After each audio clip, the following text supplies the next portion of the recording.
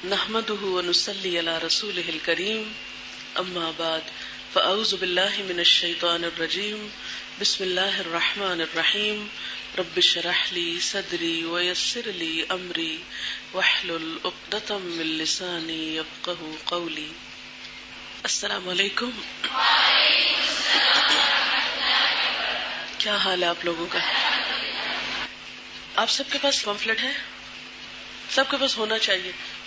یہ جو پمفلٹ اس وقت میں آپ کے ساتھ پڑھوں گی انشاءاللہ، یہ ریسنٹلی چھپوایا ہے. ایسا ہے کہ جو فال آف بغداد ہوا ہے اور سقوط بغداد، اس پر ہر مسلمان پریشان ہوتا ہے کہ، اور نہ صرف یہ کہ اس واقعے سے بلکہ کانسٹنٹلی ہم دیکھ رہے ہیں کہ اس صدی میں مسلمان ایک کے بعد ایک ظلم و ستم کا نشانہ ہو رہا ہے، خواہ وہ اپنوں کے یا غیروں کے. لیکن اگر دیکھا جائے تو ہم سب سمجھتے ہیں کہ اس وقت امت مسلمہ کا جو رول ہونا چاہیے یا جو اس کی ذمہ داری بنتی ہے وہ نہیں نبھائی جا رہی اور وہ پوری طرح ادا نہیں ہو رہی. اس میں ہم سب پریشان ہوتے ہیں لیکن یہ سمجھ میں نہیں آتا کہ کیا کریں. پھر بعض اوقات یہ بھی ہوتا ہے کہ لوگ ہم سے ایکسپیکٹ کرتے ہیں کہ ہم ان کی رہنمائی کریں. یہ سمجھ میں نہیں آتا کہ کیا کریں، کس کو کیا کہیں، کب کیا کہیں. تو قرآن پاک ہی کی چند آیات کو اس پیمفلٹ میں جمع کیا گیا ہے، اور کراچی میں ہم یہ کر رہے ہیں کہ اسٹوڈنٹس کے ذمہ لگایا ہے کہ وہ میکسیمم لوگوں تک آگے پہنچائیں. یعنی اپنے گھر میں پڑھ کے سنائیں، کسی اسکول میں پڑھ کے سنائیں، کہیں رشتہ داروں کی گیدرنگ میں، محفل میں، جس چیز کو دے سکیں دیں.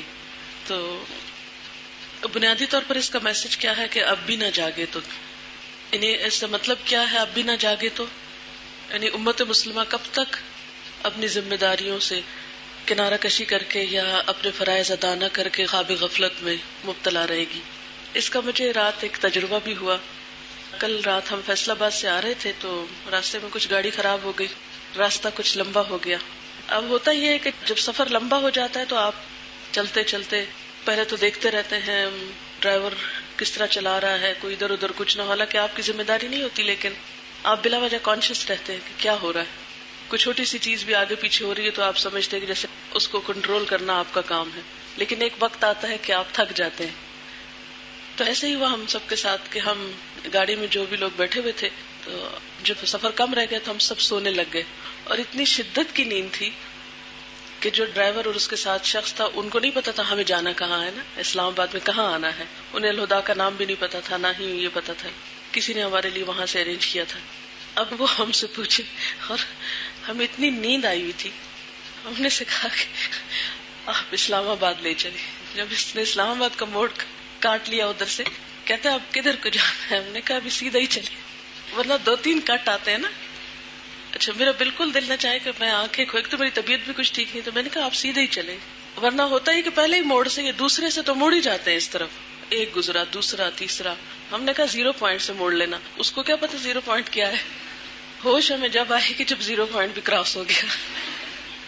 تو میں نے اسما کو جگایا، میں نے کہا اسما اب بھی نہ جاگے تو مری پہنچ جائیں گے، کیونکہ ہمیں وہ سیدھا ہی لے جا رہا تھا اور ہم آپ پارا پہ چلے گئے. Can you imagine? یعنی ہمیں اس قسم کی نیند تھی کہ وہ ہمیں پوچھتا تھا تو ہم آنکھ کھولتے تھے اندھیرے میں، کچھ سمجھ نہیں پہ کہتے ابھی سیدھا چلے. پھر یہ کہ راستے میں جو موٹر وے پہ وہ ہوتا ہے نا چیک آؤٹ کرتے ہیں جب، تو اسما نے سوتے سوتے بیگ سے نکالا اور اس کو دے دیا. جب اسلام آباد انٹر ہو تو پھر ایک چوکی آتی ہے، پھر اسی طرح جھومتے نکالا تو پھر دے دیا. کہتے ماما وہ شخص ہنس رہا تھا کہ یہ خود تو سو رہے ہیں اور ہمیں پڑھا رہے، اب بھی نہ جاگے. تو خیر یہ تو ایک لطیفہ تھا کہ جو اس کے ساتھ ہوا. کراچی سے آتے ہوئے بھی الحمدللہ اسی دن یہ چھپ کے آیا تھا، کلاس میں بھی بات ہوئی تھی، اور ہم نے بھی کلی سے شروع کیا. کلی ہوتا ہے نا جو سامان اندر لے جاتا ہے، اس سے شروع کیا. پھر ٹکٹ بنانے والوں کو بورڈنگ پاس جو ایشو کرتے ہیں ان کو دیا، پھر آگے جو چیک کرتے ہیں پولیس ان کو دیا، پھر آگے جب آخری چیکنگ ہوتی ہے بورڈنگ پاس چیک کر کے جہاز کی طرف بھیجتے ان کو دیا. پھر جہاز میں بیٹھے تو ایئر ہوسٹس کو دیا. وہاں سے جو پائلٹ تھے ہمارے ساتھ کراچی سے ایک اور بہن استفائی ہیں، تو انہوں نے ایئر ہوسٹس کو دیا کہ اس کو تقسیم کر دیں. وہ کہنے لگی میں پہلے آگے سے پوچھ لوں تو پھر تقسیم کرتی ہوں. جب وہ آگے لے گئے تو انہوں نے پڑھا، انہیں اچھا لگا. انہوں نے کہا کہ جنہوں نے یہ تیار کیا کیا ان سے مل سکتے ہیں؟ تو ایئر ہوسٹس آئی تو میں پھر خیر چلی گئی. تو جا کے کیبن میں جہاں پائلٹ اور کو پائلٹ ہوتے ہیں وہ تھوڑا اور تبصرہ کرنے، ایک کہنے لگے کہ میری وائف آپ کی کلاسز میں جاتی ہیں اور آپ تقسیم کر دیں. خیر پھر انہوں نے، ادیبہ نے سارے پیسنجرز کو بھی تقسیم کیا. اس کے بعد جب ہم اترے تو اس وقت بھی نکلتے نکلتے جو ہمارے ہاتھ لگا. لیکن الحمدللہ اس میں ایک چیز تھی کہ کچھ لوگوں کو تو آپ دے دیتے ہیں کہ یہ آپ پڑھ لیجئے، لیکن کچھ لوگوں کو آپ ہمیشہ اس طرح کریں، آپ پڑھنا پسند کریں گے، آپ لینا چاہیں گے، کبھی بھی کسی پہ مسلط نہ ہوا کریں یہ آپ ضرور پڑھیں، یہ نہ کہیں کسی کو. پھر وہ کیا ہوتا ہے، ضرور کا ریئیکشن ہوتا ہے، یہ تو کبھی نہیں پڑھیں گے کیونکہ ہم کسی کی بات تو ماننے والے نہیں. تو جب آپ کسی سے کہتے ہیں آپ پڑھنا چاہیں گے، آپ پڑھنا پسند کریں گے، تو اس میں یہ ہوتا ہے کہ دوسرا شخص کرٹسی میں پھر حامی بھر لیتا ہے. بہرحال اب ہم ذرا اگر آپ پڑھنا چاہیں تو ظہر الفساد فی البر والبحر بما کسبت ایدی الناس لیذیقہم بعد الذی عملوا لعلہم یرجعون. ظاہر ہو گیا فساد خشکی اور سمندر میں لوگوں کے ہاتھوں کی کمائی کی وجہ سے، تاکہ وہ ان کو ان کے بعض اعمال کا مزہ چکھائے، شاید کہ وہ لوٹ آئیں، یعنی اپنے برے کاموں سے باز آ جائیں. اس وقت جبکہ دنیا بھر میں فساد اور بے سکونی کی لہر دوڑ رہی ہے، ہر طرف بے یقینی اور بد امنی کی کیفیت پائی جاتی ہے، ایسے میں قدرتی طور پر ہر شخص پریشان ہے کہ وہ اس صورتحال میں کیا کرے. مگر کیا پریشان کن حالات کو دیکھ کر محض پریشان ہو جانا ہی پریشانی کا حل ہے، یا پھر یہ حالات ہم سے کچھ اور کرنے کا بھی تقاضا کرتے ہیں؟ ایسے حالات میں ہم کس کی طرف رجوع کریں، یعنی ہمیں کیا کرنا چاہیے، کس سے پوچھیں، کس سے مدد مانگیں، کون ہماری رہنمائی کرے؟ ظاہر ہے یہ کام وہی کر سکتا ہے جو ہمارے حالات، ان کی وجوہات اور نتائج سے ہم سے بڑھ کر واقف ہو، اور وہ اللہ تعالیٰ کے سوا اور کون ہو سکتا ہے؟ وہ جو ہر چیز پر قدرت اور پورا اختیار رکھتا ہے، وہ جس کے آگے زمین و آسمان کی ہر چیز جھکی ہوئی ہے، اسی کی فرما بردار ہے. آئیے اس کی طرف رجوع کرے اور اس سے رہنمائی طلب کرے. مصائب اور آفات ایک تنبیہ ہیں، یعنی وارننگ ہوتی ہیں. جب کوئی مصیبت آتی ہے، کوئی تکلیف آتی ہے، اس کی حیثیت کیا ہوتی ہے، کیوں آتی ہے تکلیف؟ یہ دراصل اللہ تعالیٰ کی طرف سے ہمیں جگانے کے لیے یا وارن کرنے کے لیے کہ ہوشیار ہو جاؤ. ہر نگاہ عبرت رکھنے والے کے لیے افراد اور قوموں کی زندگیوں میں آنے والی آفات اور تباہیوں سے سبق سیکھنا ضروری ہے. ان کو گردش زمانہ یا محض ایک حادثہ کہہ کے گزر جانا نقصان دہ ثابت ہو سکتا ہے. عموماً لوگ جب کوئی مصیبت آتی ہے تو کیا کہتے ہیں، ایکسیڈنٹ ہو گیا، ایکسیڈنٹ کہتے ہیں یا حادثہ ہو گیا، لیکن سبق نہیں سیکھتے اس سے کہ کیوں ہوا، میری غلطی کہاں تھی، دوسرے کی غلطی کیا تھی، آئندہ مجھے کس چیز سے بچنا چاہیے کہ یہ حادثہ نہ ہو. کچھ تو قدرتی آفات ہوتی ہیں. اب مثلاً پچھلی قوموں پہ جتنی بھی سزائیں آئی ہیں، جتنی بھی قومیں برباد ہوئی ہیں، عاد ہو، سمود ہو، قوم نوح ہو علیہم السلام، ان سب پہ قدرتی آفات آئی ہیں نا. کسی پہ سیلاب آیا، کسی پہ آندھی آئی، کسی پہ اور اسی طرح کے زلزلہ آیا. تو دنیا کی تاریخ میں ان سارے واقعات کو کیا کہا جاتا ہے، قدرتی آفت. اور بس اس سے سبق نہیں سیکھتے ہم. جبکہ قدرتی آفات ہوں یا ویسے کوئی بیماری یا تکلیف یا پریشانی ہو، مثلا میں نے اپنی بیماری سے بہت سبق سیکھا ہے اور مجھے وجہ پتہ چل گئی کہ کیوں ہوئی ہوں میں بیمار، اور آئندہ مجھے کوشش کرنی چاہیے کہ میں نصیحت پکڑ کے، عبرت پکڑ کے ان اسباب سے پرہیز کروں. تو خواہ ہماری ذات پہ کوئی تکلیف آئے، بیماری آئے، یا پھر دنیا میں کوئی تکلیف آئے، یا امت مسلمہ پہ کوئی تکلیف آئی ہے، تو یہ سب کیا ہے، دراصل ایک وارننگ ہے، اللہ تعالیٰ کی طرف سے ایک تنبیہ ہے. ان مصیبتوں کو گردش زمانہ یا محض ایک حادثہ کہہ کے گزر جانا نقصان دہ ثابت ہو سکتا ہے. ارشاد باری تعالیٰ ہے وَلَنُذِيقَنَّهُم مِّنَ الْعَذَابِ الْأَدْنَىٰ دُونَ الْعَذَابِ الْأَكْبَرِ لَعَلَّهُمْ يَرْجِعُونَ. اس بڑے عذاب سے پہلے ہم اسی دنیا میں کسی نہ کسی چھوٹے عذاب کا مزہ انہیں چکھاتے رہیں گے، شاید کہ یہ رجوع کر لیں، یعنی اپنی غلطیوں سے سبق سیکھ کر یہی توبہ کر لیں، یہی اصلاح کر لیں. لیکن عموماً ہماری ذات پہ کوئی تکلیف آتی ہے تو ہم کہتے ہیں وائرس پھیلا ہوا ہے، اور یہ کہہ کے اپنے آپ کو بچا جاتے ہیں. ٹھیک ہے، وائرس کس نے پھیلایا، وہ کہاں سے آ گیا؟ اور اس نے مجھے کو کیوں اٹیک کیا، اوروں کو کیوں نہیں کیا؟ کوئی کمزوری تو میرے اپنے اندر ہے نا، کوئی وجہ تو ہے. لیکن عموماً ہم وجہ نہیں تلاش کرنا چاہتے اور نہ اصلاح چاہتے ہیں اس کی. اچھا، اسی طرح اب مثلاً بغداد پہ اگر ایک آفت آئی تو ہم اگر صرف چند اقوام کو بلیم کرتے رہے، امت مسلمہ پہ جہاں بھی کوئی مصیبت آئے ہم کہیں فلاں جگہ فلاں کا قصور ہے، فلاں جگہ فلاں کی سازش ہے، تو یہ کسی کو سازش کرنے کا موقع ملے کیوں؟ سازشیں تو ہمیشہ سے ہوتی آئی ہیں، کوئی نئی ہو رہی ہیں. کیا نبی صلی اللہ علیہ وسلم کے خلاف سازشیں نہیں ہوئی تھی؟ لیکن اللہ تعالیٰ نے آپ کو کس طرح ان سازشوں سے محفوظ رکھا؟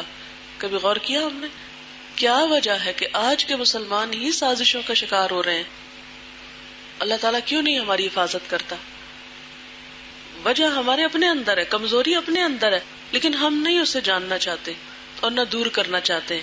سب سے آسان طریقہ کیا ہوتا ہے کہ دوسرے کو بلیم کر دیا جائے، قصور دوسرے پر ڈال دیا جائے اور خود اپنے آپ کو بری ذمہ قرار دے دیا جائے.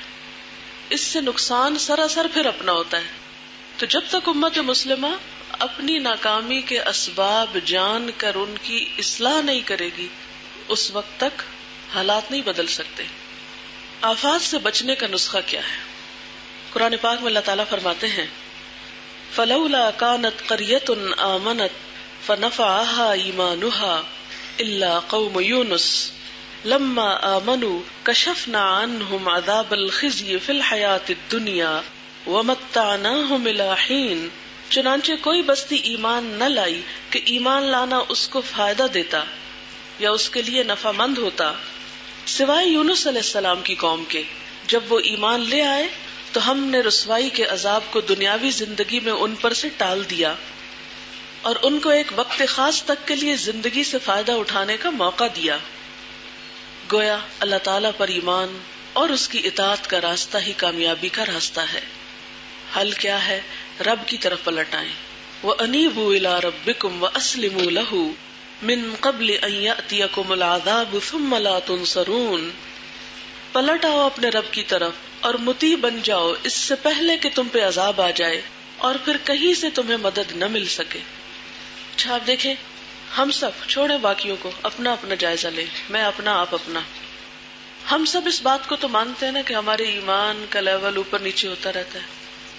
کبھی عبادت شوق سے کرتے ہیں، کبھی عبادت پھیکی پھیکی ہونے لگتی ہے، کبھی نیکی کے کام میں دوڑتے ہیں اور کبھی نیکی کے کام میں چلتے بھی نہیں، بیٹھ جاتے ہیں. ایسا ہوتا ہے کسی کے ساتھ؟ آپ میں سے سب کے ساتھ ہوتا ہے نا. اس کو آپ کیا نام دیتے ہیں؟ یہ کیا چیز ہوتی ہے؟ اللہ کی رحمت؟ اس کو آپ اللہ کی رحمت کہیں گے اپنے اوپر؟ اس کو کیا نام دیں گے؟ یہ کیا چیز ہوتی ہے؟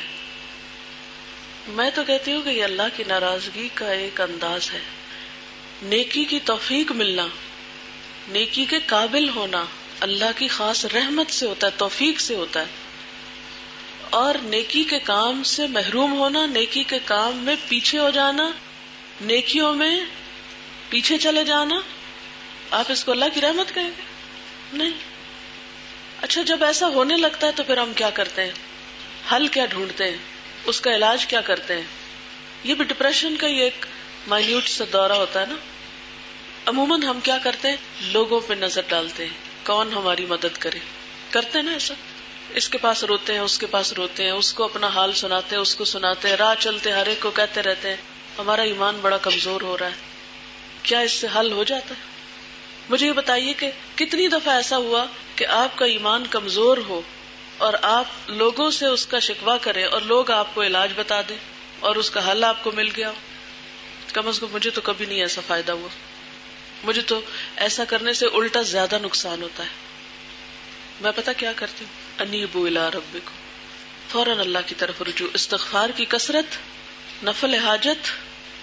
یا اللہ ان گناہوں کی بھی معافی دے جو ہم نے کیے اور ہم جانتے ہیں ہم نے کیے، اور ان کی معافی بھی دے دے جو ہم نے کیے اور ہمیں پتہ بھی نہیں ہم نے کیے.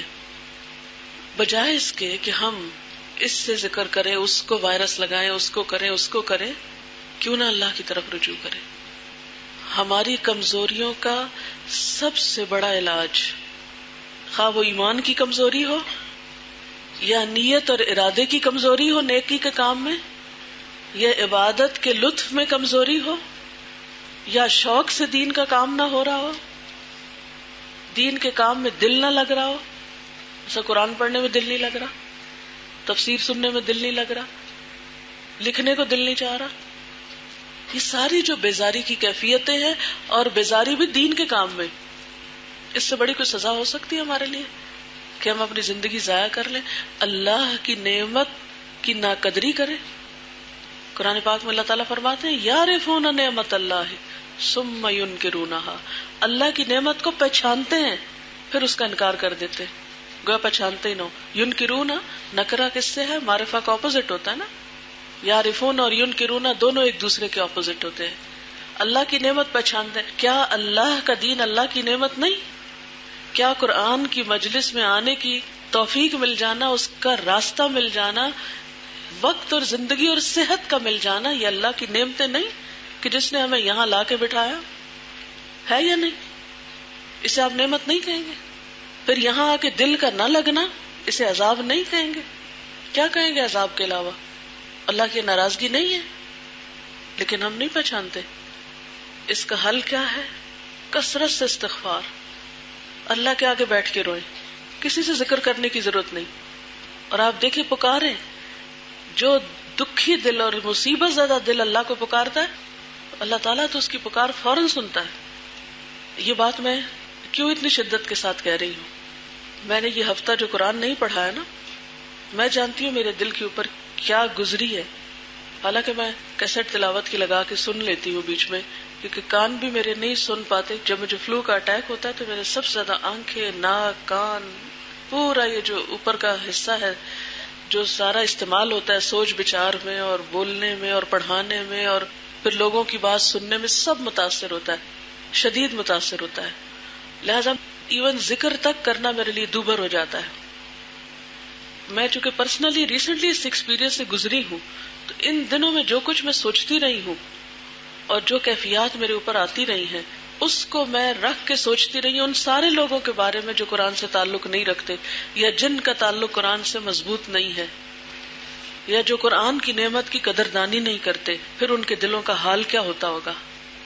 تو بہت سی باتیں اللہ تعالیٰ نے دل میں ڈالی ہیں، شاید اور میرے ذریعے لوگوں کو سکھانا چاہتا ہے، اور سب سے پہلے خود مجھے کو، کیونکہ ایک اچھا ہر وقت اللہ کی محبت میں دھڑکنے والا اور خوش رہنے والا اور ایمان کے ساتھ چلنے والا دل کیا محسوس کرے کہ کس کا دل مردہ ہے یا کس کا دل ڈاواں ڈول ہے، یا وہ کیفیت کیا ہوتی ہے۔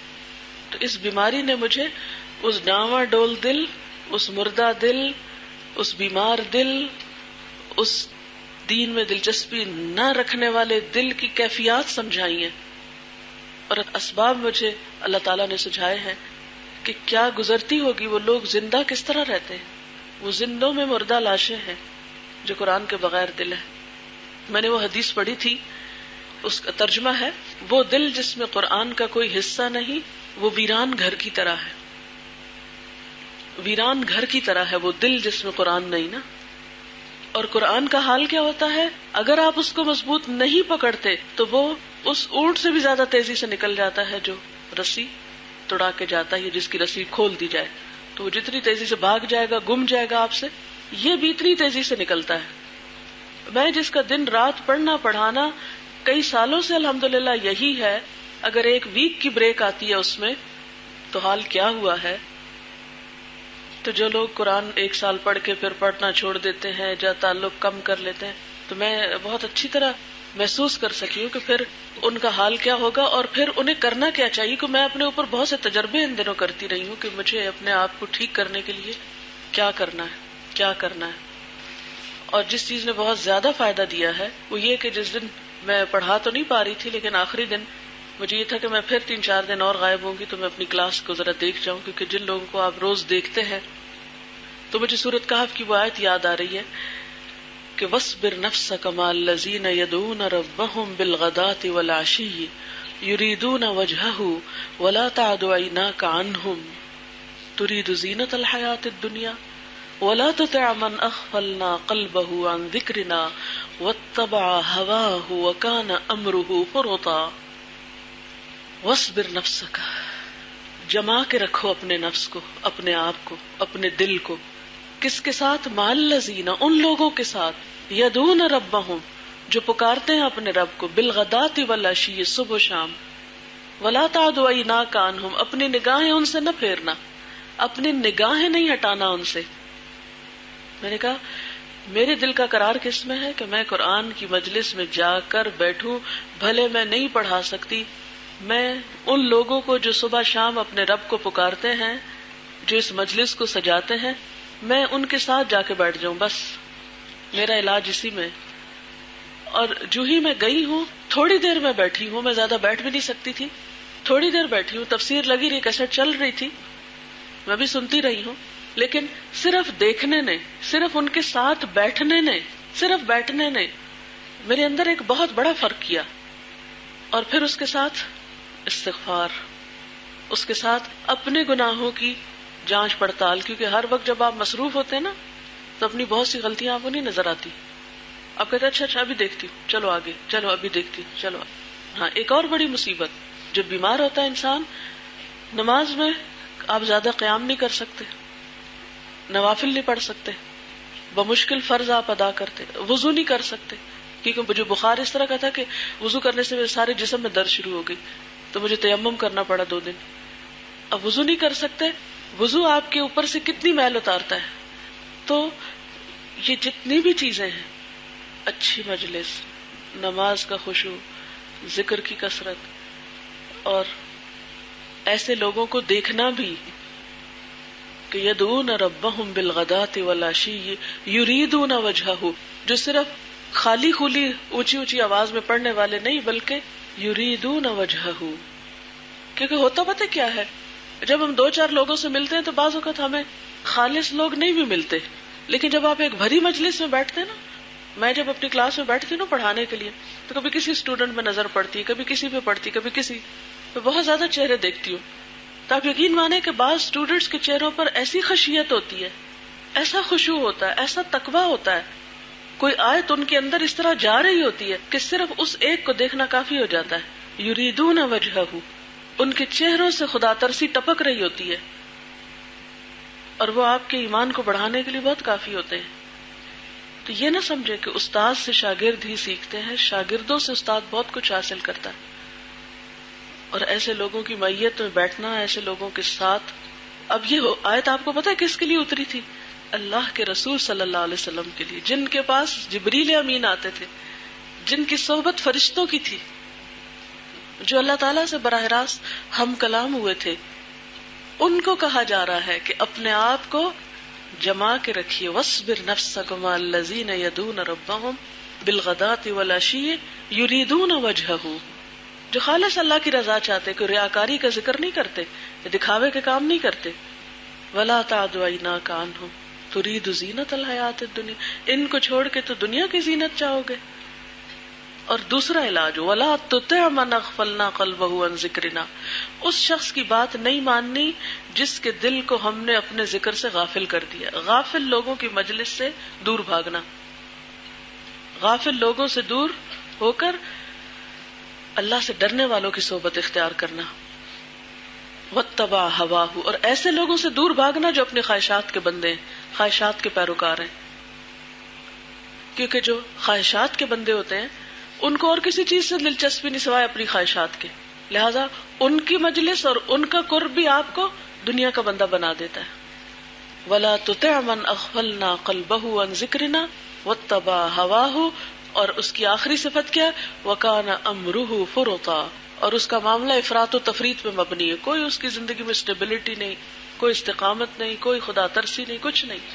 کبھی کچھ کر لیا، کبھی کچھ کر لیا. یعنی ایسا شخص کہ جس کے اندر کوئی آرگنائزیشن نام کی شے نہیں زندگی میں، نہ اپنی عبادات میں، نہ اپنے کام میں، نہ کسی اور چیز میں، جس کے اندر کوئی توازن نہیں. تو ایسے لوگوں کے ساتھ بیٹھ کے پھر آپ کی زندگی سے بھی توازن اٹھ جاتا ہے. بہرحال جب بھی کوئی تکلیف ہو، روحانی ہو یا جسمانی ہو یا کوئی قدرتی آفت ہو یا کچھ بھی ہو، کیا کرو؟ وَأَنِيبُوا إِلَىٰ رَبِّكُمْ، اپنے رب کی طرف لوٹ آؤ، اس سے مدد مانگو. وَأَسْلِمُوا لَهُ مِن قَبْلِ أَن يَأْتِيَكُمُ الْعَذَابُ ثُمَّ لَا تُنصَرُونَ.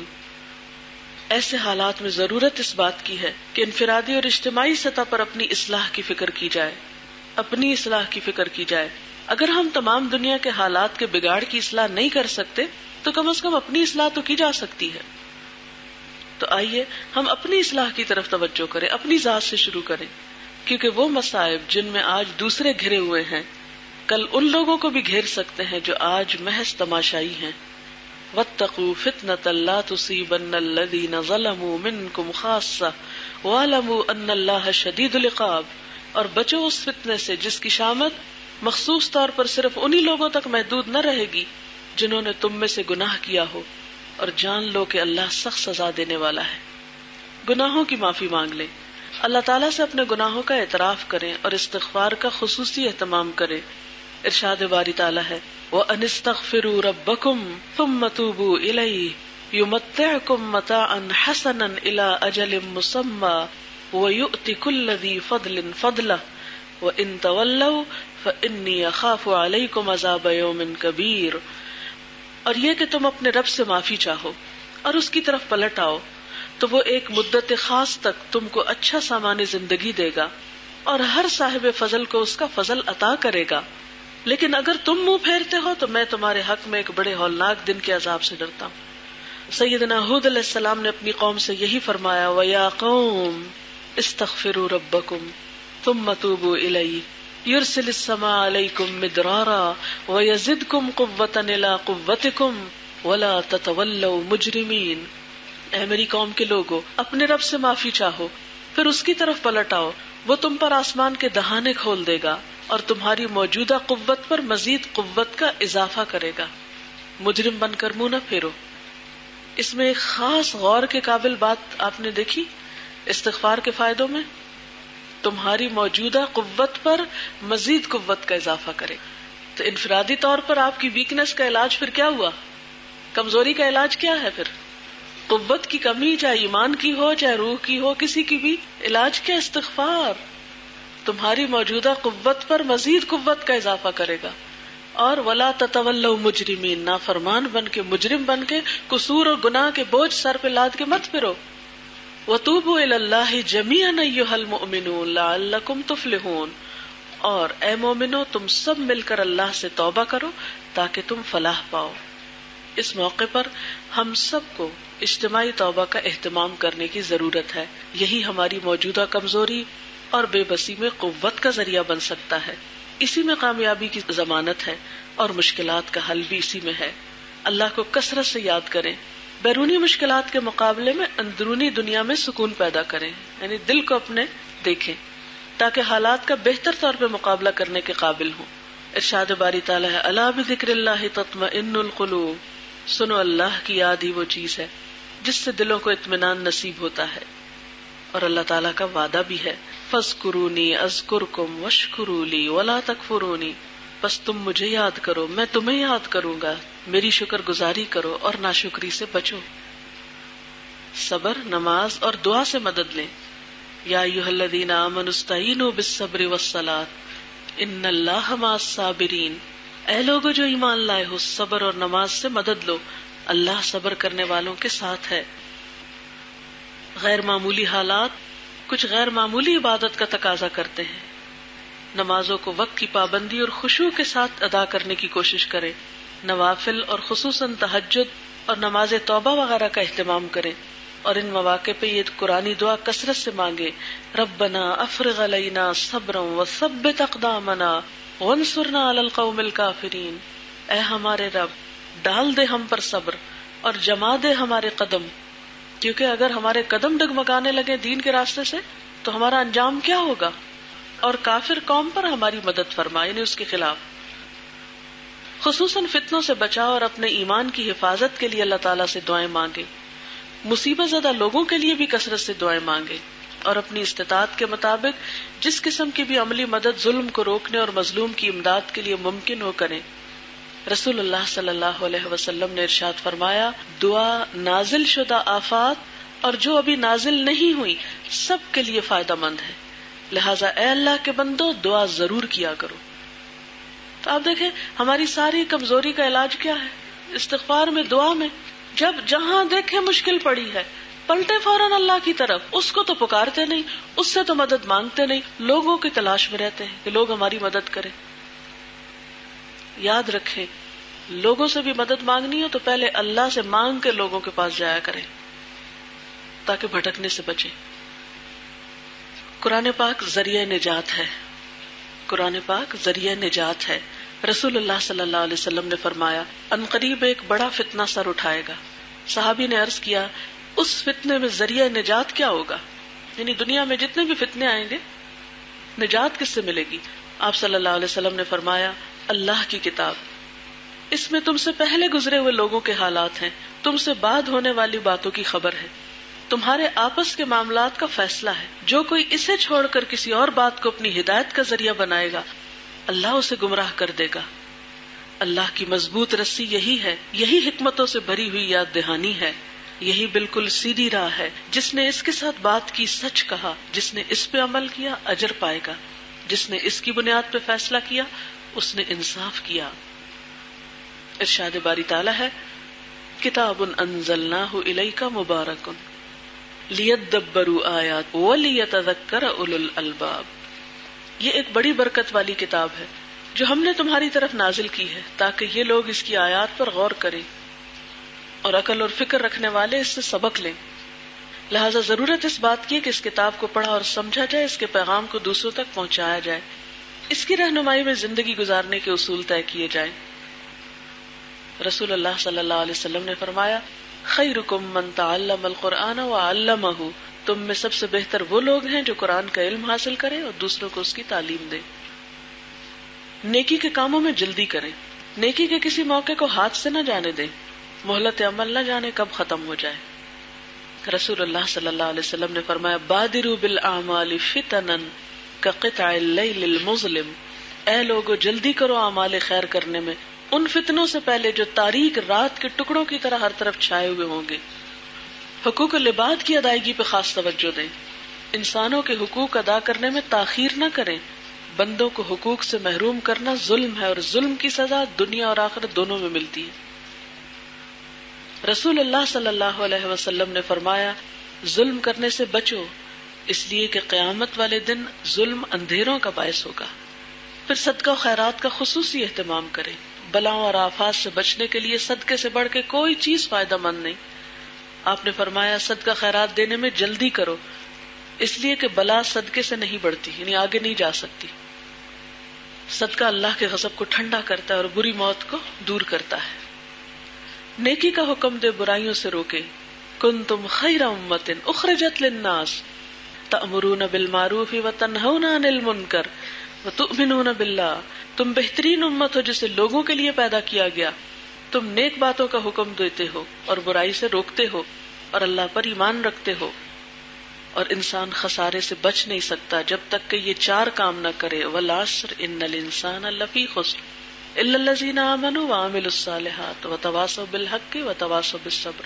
زمانے کی قسم بے شک انسان سراسر نقصان میں ہے سوائے ان لوگوں کے جو ایمان لائے اور نیک عمل کیے, جنہوں نے ایک دوسرے کو حق کی تلقین کی اور ایک دوسرے کو صبر کی نصیحت کی. رسول اللہ صلی اللہ علیہ وسلم نے فرمایا قسم ہے اس ذات کی جس کے ہاتھ میں میری جان ہے, تم ضرور نیکی کا حکم دو گے اور ضرور برائی سے روکو گے, ورنہ قریب ہے اللہ تعالیٰ تم پر اپنی طرف سے کوئی عذاب بھیج دے, پھر تم اس سے دعائیں کرو گے لیکن وہ قبول نہ کی جائیں گی. تو جہاں انسان برائی دیکھے اس کو روکنے کی کوشش کرے. مسلمانوں کی صفوں میں اتحاد پیدا کریں. اللہ تعالیٰ کی ذات اور اس کے کلام سے مضبوط تعلق ہی مسلمانوں کو ایک دوسرے سے جوڑ سکتا ہے. واعتصموا بحبل اللہ جمیعا ولا تفرقوا, سب مل کر اللہ کی رسی کو مضبوط پکڑ لو, تفرقے میں نہ پڑو. تعصب, جلد بازی, بد اخلاقی, زبان درازی اور غیبت سے بچیں. اختلاف کے باوجود خیر خواہی, وسعت قلبی یعنی دل کا بڑا کرنا اور احترام انسانیت ملحوظ رکھیں. بے بنیاد باتوں, بے فائدہ تبصروں اور بحث مباحثے سے پرہیز کریں. ہر قسم کے حالات میں خواہ غم ہو یا خوشی, امن ہو یا جنگ, تعمیری کاموں کی رفتار میں کمی نہ آنے دے. موجودہ پریشانی بیکاری کو جنم نہ دے, کیونکہ جب ہم پریشان ہو کے بیٹھ جاتے ہیں تو کام چھوڑ دیتے ہیں اور اس سے نقصان پہ نقصان بڑھتا جاتا ہے. مایوس نہ ہو, اللہ پر بھروسہ رکھیں. قرآن پاک میں اللہ تعالیٰ فرماتے ہیں ان ینصرکم اللہ فلا غالب لکم وان یخذلکم فمن ذا الذی ینصرکم من بعدہ وعلی اللہ فلیتوکل المؤمنون. اللہ تمہاری مدد پر ہو تو کوئی طاقت تم پہ غالب آنے والی نہیں ہے، اور وہ تمہیں چھوڑ دے تو اس کے بعد کون ہے جو تمہاری مدد کر سکتا ہو؟ بس جو سچے مومن ہیں ان کو اللہ ہی پر بھروسہ رکھنا چاہیے، کیونکہ ہر نفع نقصان کا مالک تو اللہ ہے. ہر معاملے میں تعمیر اور اصلاح کی عملی تدابیر اور بھرپور کوششوں کے ساتھ اللہ تعالیٰ کی ذات اور اس کی قدرت پر مکمل یقین اور بھروسہ رکھیں. اللہ کے وعدے سچے ہیں. یا ایھا الذین آمنوا ان تنصروا اللہ ینصرکم ویثبت اقدامکم. اے لوگو جو ایمان لائے ہو، اگر تم اللہ کی مدد کرو گے تو وہ تمہاری مدد کرے گا اور تمہارے قدم مضبوط جما دے گا. وَلَيَنْصُرَنَّ اللَّهُ مَن يَنْصُرُهُ إِنَّ اللَّهَ لَقَوِيٌّ عَزِيزٌ. اللہ ضرور ان لوگوں کی مدد کرے گا جو اس کی مدد کریں گے، یعنی اس کے دین کی مدد کریں گے. اللہ بڑا طاقتور اور زبردست ہے. وَلَا تَهِنُوا وَلَا تَحْزَنُوا وَأَنْتُمُ الْأَعْلَوْنَ إِن كُنتُم مُؤْمِنِينَ. دل شکستہ نہ ہو، غم نہ کرو، تم ہی غالب رہو گے اگر تم مومن ہو. لیکن اگر ہم نے اللہ کا راستہ چھوڑ دیا تو اس کی مدد پھر ہمارے لیے کہاں سے آئے گی؟ سوچنے کی بات تو یہ ہے نا کہ ہم اس کے دین کی مدد نہیں کرتے، اس کے لیے خالص نہیں ہوتے، اس سے توقع رکھتے ہیں کہ وہ خود بخود ہی ہماری مدد کرتا رہے بغیر ہمارے کچھ کیے. صرف باتیں ہی نہیں، ٹھوس کام بھی چاہیے. ضرورت اس بات کی ہے کہ ہم اپنا طرز عمل بدلیں. نعرے بازی، لفاظی، جذباتیت کی بجائے ٹھوس بنیادوں پہ کام کرنا ہوگا. محض مذمت اور ندامت میں مبتلا رہنے کی بجائے، کیونکہ عموماً ہم جب کوئی غلط کام دیکھتے تو صرف کرٹیسائز کرتے ہیں، مذمت کرتے ہیں، یا یہ کہ اپنے سے غلطی ہو جائے تو نادم ہوتے رہتے ہیں، اصلاح کوئی نہیں کرتے. تعلیم، ریسرچ، ٹیکنالوجی جیسے، یعنی بطور امت خود کو ٹیکنالوجی جیسے ہتھیاروں سے لیس کرنا ہوگا. علم اور تحقیق کو زاد راہ بنا کر اقتصادی اور دفاعی میدانوں میں خود کو مضبوط بنانا ہوگا.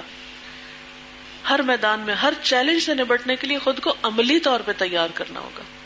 ارشاد باری تعالیٰ، ان اللہ لا یغیر ما بقوم حتی یغیروا ما بانفسہم. اللہ کسی قوم کے حال کو نہیں بدلتا جب تک کہ وہ خود اپنے اوصاف نہیں بدل دیتے. خدا نے آج تک اس قوم کی حالت نہیں بدلی، نہ ہو جس کو خیال آپ اپنی حالت کے بدلنے کا. آئیے ہم سب اپنا ذاتی جائزہ لیں. کیا میں نے وقت ضائع کرنا چھوڑا؟ کیا میں نے سستی، کاہلی اور غفلت چھوڑی؟ کیا میرے تعمیری کاموں یعنی ذاتی اصلاح کی کوشش، خیر کے کاموں میں آگے بڑھنے کی رفتار میں تیزی آئی؟ کیا میرے معمولات، تفریحات، دعوتیں، شاپنگ، گپ شپ، اس میں کچھ تبدیلی آئی؟ کیا میں نے اپنے فرائض، عبادات اور ذمہ داریاں ادا کرنے کی فکر کی؟ کیا میں نے اخلاقی برائیاں مثلا غیبت، جھوٹ، جھگڑا اور خیانت چھوڑ دی؟ میں نے اللہ تعالیٰ کے دین کی خدمت کے لیے کیا قربانی کی؟ اگر آج مجھے موت آ جائے تو کیا میں اللہ تعالیٰ سے ملاقات کے لیے تیار ہوں؟ اگر ہم خود کو نہیں بدل سکتے تو دنیا کے حالات کیسے بدل سکتے؟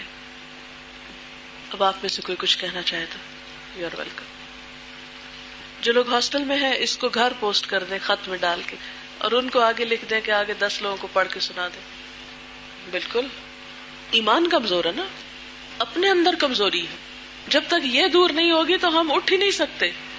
مقابلے کی قوت اس وقت ہوتی ہے جب آپ خود مضبوط. دیکھیں نا، جیسے میں بیمار ہوں، میں کمزور ہوں جسمانی طور پہ، کوئی آ کے میرے اوپر خدا نخواستہ حملہ کرے تو میں کیا کر سکتی ہوں؟ کچھ کر سکتی ہوں؟ کچھ نہیں کر سکتی. بعین ہی اگر ایمانی طور پر کمزور ہوں، روحانی طور پہ کمزور ہوں، تو کوئی بھی میرے سامنے آئے تو میں کہاں سے مقابلہ کر سکتی ہوں؟ اور پھر آپ یاد رکھیں کہ ایمانی قوت جو ہوتی ہے وہ جسمانی سے بڑھ کر ہوتی ہے. اس کو مضبوط کرنے کی ضرورت ہے، اور اس کے لیے اخلاص چاہیے ہوتا ہے. ہر کام صرف اللہ کے لیے. جب تک یہ نہ ایمان نہیں مضبوط ہوتا، کیونکہ شرک ہے نا، کسی اور کی خوشی کے لیے کام کرنا، لوگوں کو راضی کرتے پھرنا، لوگوں کی نظروں میں اچھا بننا، یہ شرک ہے. شرک اصغر ہے جس خرابی کا شکار ہم انجانے سے ہو جاتے ہیں. تو اس سے پھر کاموں میں اخلاص پیدا ہی نہیں ہوتا، برکت ہی نہیں آتی. آپ اللہ کے لیے خالص ہو کے تو ایک دفعہ دیکھیں، پھر آپ دیکھیں تو آپ کی چھوٹی چھوٹی کوششیں کتنی کارآمد ہوتی ہیں. ہم چھوٹی چھوٹی ظاہری چیزوں کے اوپر تو خوب توکل رکھتے ہیں، لیکن اللہ تعالیٰ چونکہ نظر نہیں آتے، اس کی طاقت اور قوت بھی ہم محسوس نہیں کرتے، اس لیے اس پہ بھروسہ نہیں کرنا چاہتے. اور کوئی کچھ کہنا چاہے؟ بالکل، ہمارے پاس وقت ہے، مہلت ہے، لیکن ہم موت کے لیے تیار نہیں ہیں. ہم سب سمیت میرے اپنے آپ سے پوچھیں، ہم اپنی نمازوں سے مطمئن ہیں؟ وہ کون سا دن پھر زندگی میں آئے گا جب ہم مطمئن ہو کے صاف ستھری اچھی نماز پڑھیں گے؟ وہ کوئی الگ دن طلوع ہوگا؟ کیا ہم جو کام کر رہے ہیں، مثلاً آپ قرآن پڑھ رہے ہیں اور میں پڑھا رہی ہوں، کیا ہم حق ادا کر رہے ہیں؟ جتنی ہم میں ہمت، طاقت، وقت ہے، کیا ہم اس کو صحیح استعمال کر رہے ہیں؟ جو ہم نے کسی سے کوئی قرضہ لیا ہے یا کوئی امانت ہے ہمارے پاس، ہم نے لوٹانے کی فکر کی ہے؟ یعنی ہم واقعی تیار نہیں ہیں موت کے لیے. جتنے قصور ہم اپنے خود جانتے ہیں، کوئی اور تو نہیں جانتا. اگر خود اپنے لیے سچے دل سے رو کے معافی نہیں مانگتے تو بعد والے ہمارے لیے معافی مانگیں گے؟ وہ بھی ہم جیسے ہی ہے نا. وہ ہمارے لیے کتنا رو کے مانگیں گے، اور کون کس کے لیے کتنا رو کے دعائیں مانگتا ہے.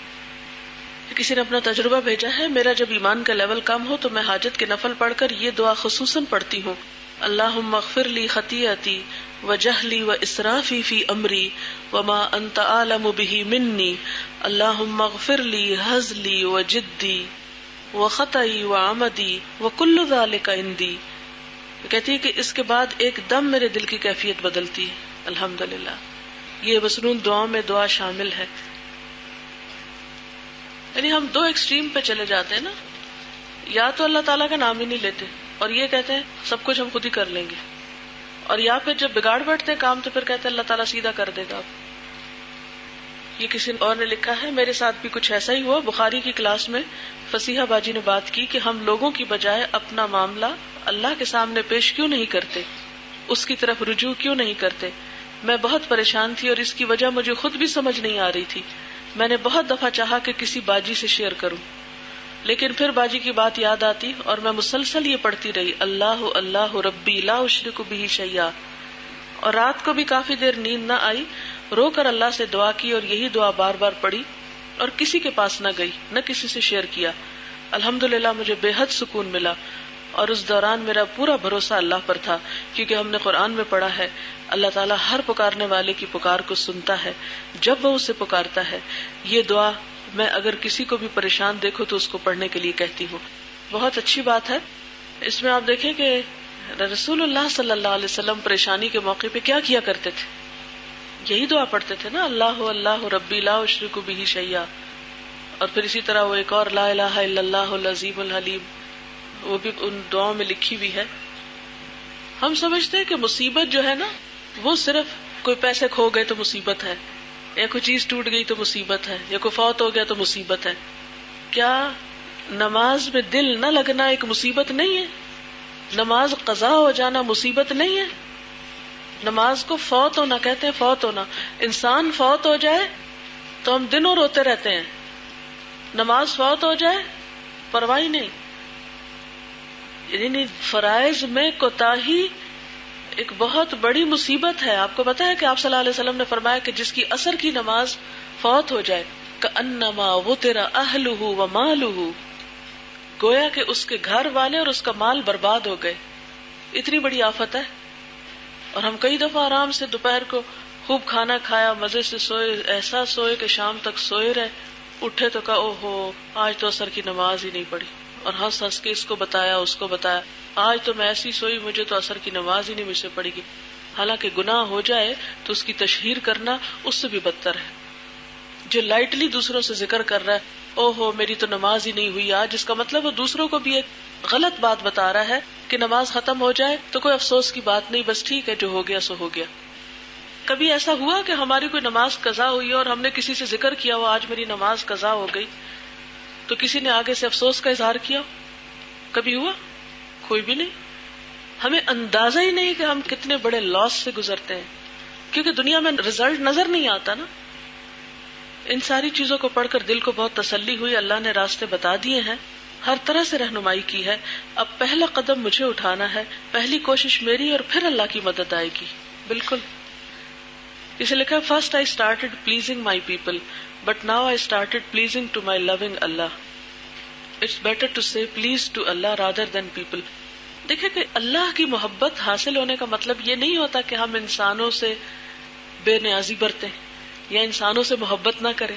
آپ کو پتا ہے کہ اللہ کی خاطر انسانوں سے محبت کا بھی بہت اجر ہے، لیکن اللہ کی خاطر ہو عموماً ہوتی ہمارے اپنے نفس کی خاطر ہے، اور اس کے اوپر لیبل ہم بڑا سا لگا دیتے ہیں اللہ کی خاطر ہے، حالانکہ ساری اپنے نفس کی بات ہوتی ہے.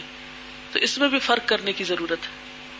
انسانوں کو پلیز کہنے میں کوئی حرج نہیں ہے، وَاعْتَصِمُوا بِحَبْلِ اللَّهِ جَمِيعًا، ہم یہ آیت کافی دفعہ پڑھ چکے ہیں مگر عمل نہیں کرتے.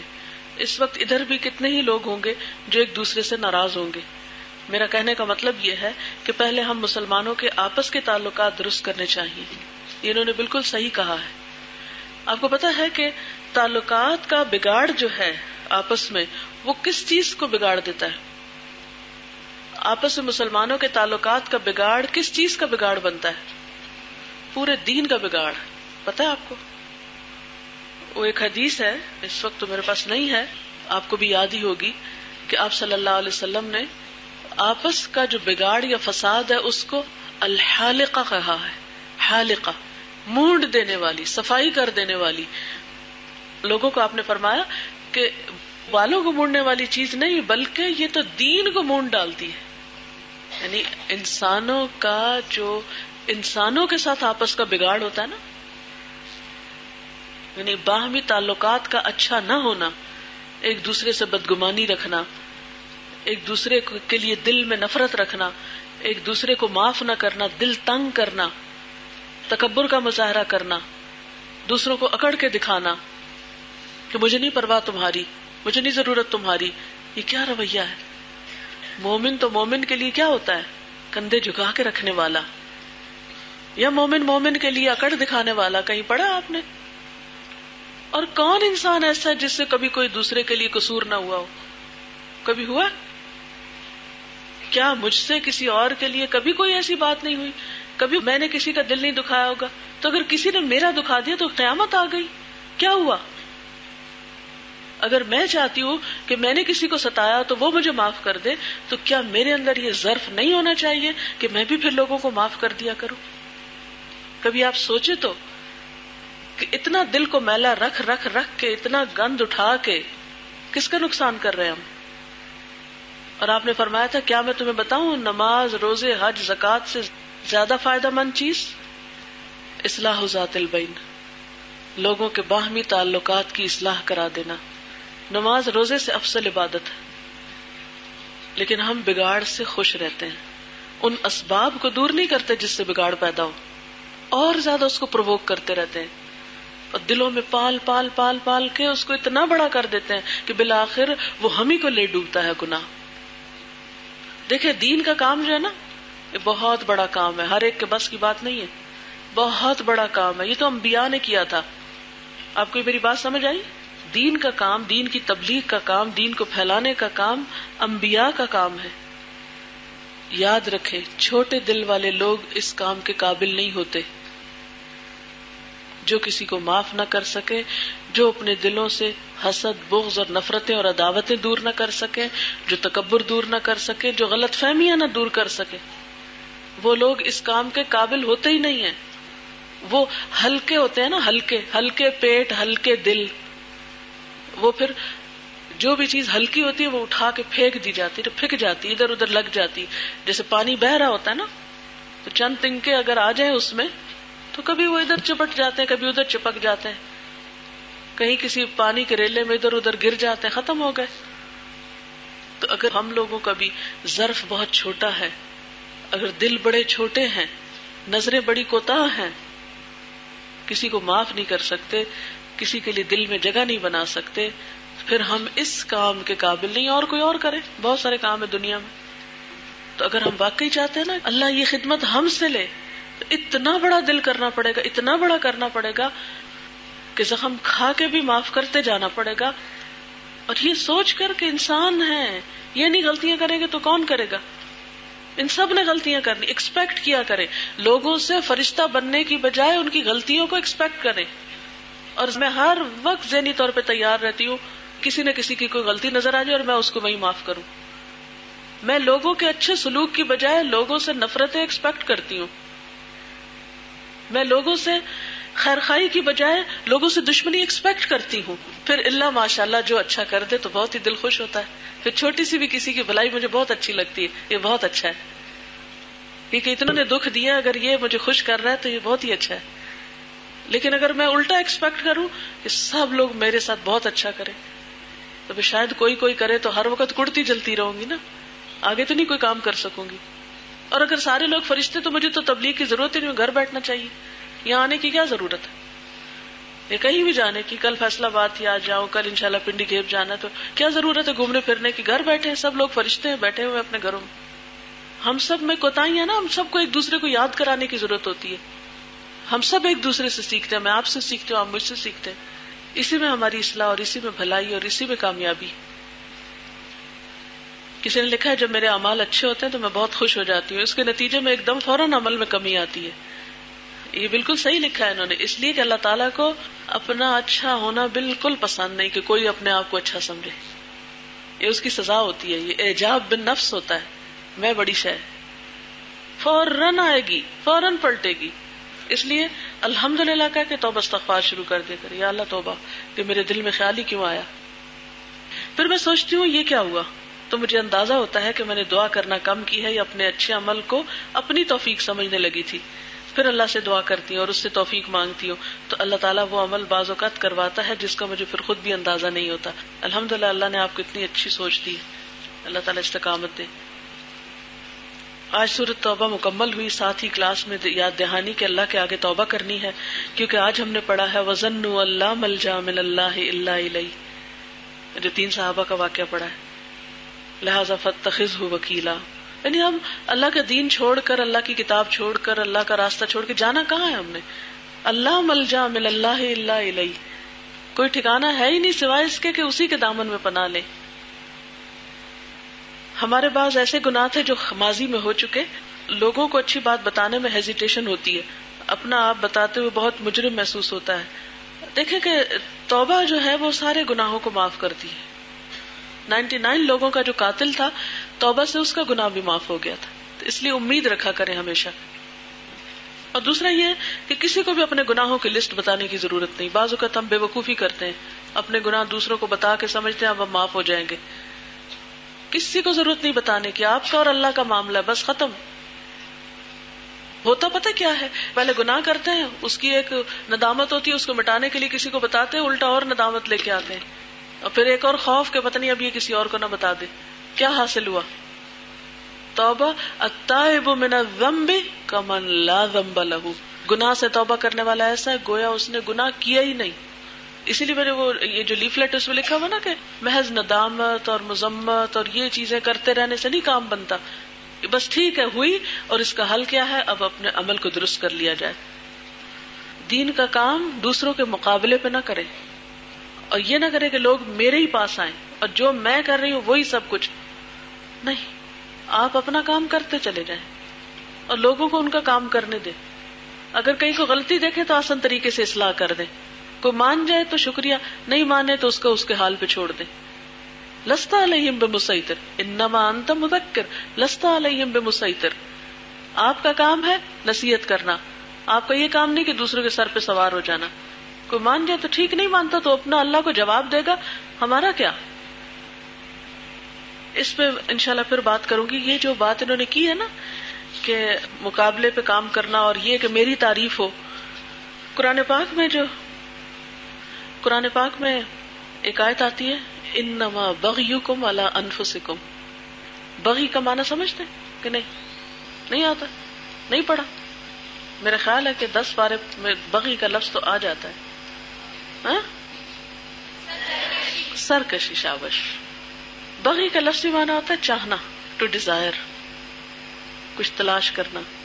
اب ہوتا کیا ہے کہ انسان کسی چیز کو چاہتا ہے، مال چاہتا ہے یا بڑائی چاہتا ہے یا اتھارٹی چاہتا ہے یا پوزیشن کوئی چاہتا ہے. اب کیا ہوتا ہے جب وہ چاہت پیدا ہو گئی نا دل میں کسی چیز کی، اب اس کو حاصل کرنے کے لیے پھر وہ جائز ناجائز ہتھ کنڈے استعمال کرتا ہے. یہاں سے کیا جنم لیتا ہے؟ پھر سرکشی جنم لیتی ہے. ٹھیک ہے نا؟ مجھے ہر کوئی بڑا مانے، یہ ہے میری چاہت. اب اس کو پورا کرنے کے لیے میں پھر کیا کروں گی؟ اس کو ذلیل کروں گی، اس کو لیٹ ڈاؤن کروں گی، اس کو کرٹیسائز کروں گی، اس پہ باتیں بناؤں گی اس کو، تاکہ سارے جو ہے نا وہ ذلیل و خوار ہوں اور میں سب سے بڑی نظر آؤں. یہ سرکشی ہے. اچھا، اس کا نقصان کس کو ہوتا ہے؟ انما بغیکم علی انفسکم. جو تمہاری بغی ہے نا، سرکشی، یہ تمہارے اپنے سروں پہ پڑے گی، تمہارے ہی سر پھوڑے گی، تمہیں ہی ذلیل کرے گی. تو جب تک ہمارے دل سے یہ مذموم چیزیں نکل کر خیر نہیں آتی نا، حقیقی سچی خیر، اپنے سب سے بڑے دشمن ہم خود ہیں، سب سے بڑے دشمن خود ہیں ہم. کوئی ہمارے ساتھ کیا دشمنی کرے گا؟ خود اپنے عمل ضائع کرتے ہیں غیبت کر کے، خود اپنے عمل ضائع کرتے ہیں تکبر کر کے، خود اپنے عمل ضائع کرتے ہیں ہر وقت بدگمانیاں کر کے، کیونکہ ان بعض الظن اسم ولا تجسسوا.